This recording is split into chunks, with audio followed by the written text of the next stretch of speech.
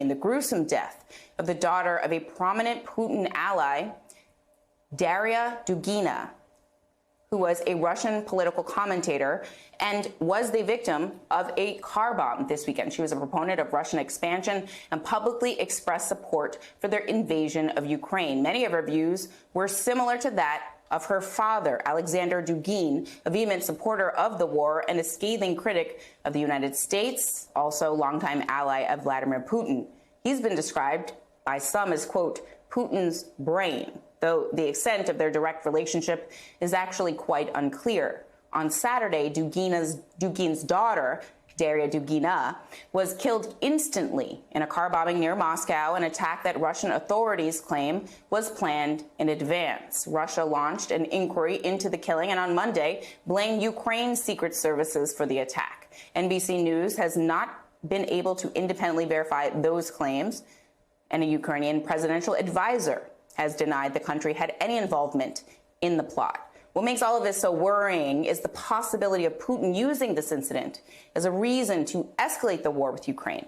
Wednesday marks 6 months since Russia's invasion of Ukraine, and it's also Ukraine's 31st Independence Day.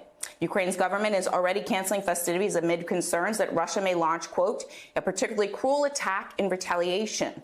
And amid Russia's efforts to blame Ukraine for Saturday's car bombing, some analysts and U.S. officials have highlighted the possibility that the attack may have come from inside of Russia. House Intelligence Committee Chairman Adam Schiff spoke to that exact point on CNN's State of the Union.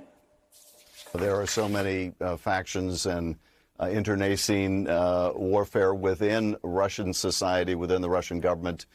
Anything is possible. I certainly hope that if it was an attack on either one of those people, that it was an internal Russian affair and it wasn't something emanating from Ukraine. Joining me now to discuss, Ambassador Bill Taylor. He's the former U.S. ambassador to Ukraine. And Ambassador, help us understand who Daria Dugina was and who her father was and how they're related to Vladimir Putin. So, Zelina, Alexander Dugin has been a longtime analyst, political commentator, philosopher who has put out the theory that Russia is really the leader of the Eastern Eurasian part of the world, and that Russia has a rightful leadership role over that part of the world. He has been rumored to have influence with President Putin. It's not entirely clear. However, President Putin seems to have adopted some of these Eurasianist ideas that Russia has a special role in the world to lead against the West. So that's what Dugin is. His daughter has been of a similar view. That is, she has put out the same kind of story. She's less well known, of course, than her father, but she's been just as emphatic about the Russian leadership role in Eurasia in opposition to the West. In terms of who the target was of this car bombing, obviously they are still doing an investigation within Russia and figuring out what happened here. But there is some reporting that he may have been the actual target. Do you have any knowledge as to whether that would matter? Probably wouldn't matter. That is, the attack was clearly on someone of influence. He has greater influence, she has lesser, but they have the same views, and they are pro-Putin and very much anti-Ukraine. So it doesn't matter, and the Russians will try to blame the Ukrainians. It's possible, Zerlina, we don't know, and Congressman Schiff is exactly right. The investigation is ongoing, and if they come to a conclusion very quickly, that tells you that it's not really an investigation. But we don't know where it came from or who did it. We do know it was very professional. There was no doubt that this was a professional, not an amateur work.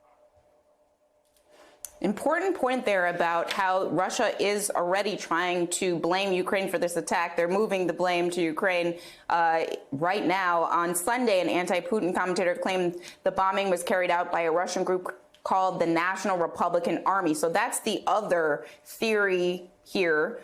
We should just note that they didn't provide any evidence, and NBC News has not been able to verify this claim. What do we know about this group? As Russia tries to pin this attack on Ukraine, some of these other names are popping up. What do you know about this group in particular?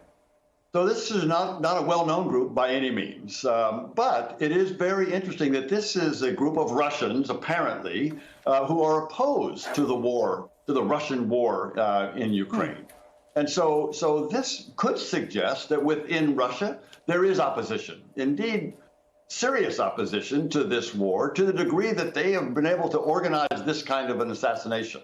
So this demonstrates that that this war does not have may demonstrate this war doesn't have broad support within Russia, and that there are actions that some Russians are taking to oppose it.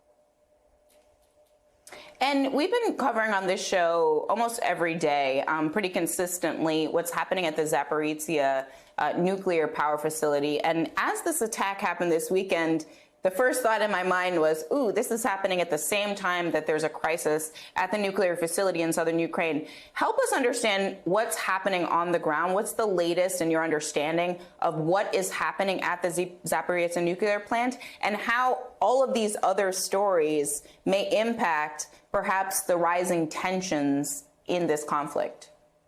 There are definitely rising tensions, Zerlina. You're exactly right. And in Zaporizhzhia, which is the largest plant, largest nuclear plant. It has several reactors there in Europe, largest in Europe, and the Russians have occupied it, have controlled it since the early days of this war, of this invasion. The Ukrainians have been pointing out the dangers to anyone and everyone who can listen, who will listen, and the United Nations would like to get inspectors in there and nuclear safety experts in there, but the Russians seem to be blocking that movement. So both sides are indicating that this is a danger, this is a problem. The Russians who occupy it, who control the area around it, are not letting the UN inspectors and safety experts to come in. It's a very concerning situation. Ambassador Bill Taylor, thank you so much for helping us understand the latest. Please stay safe.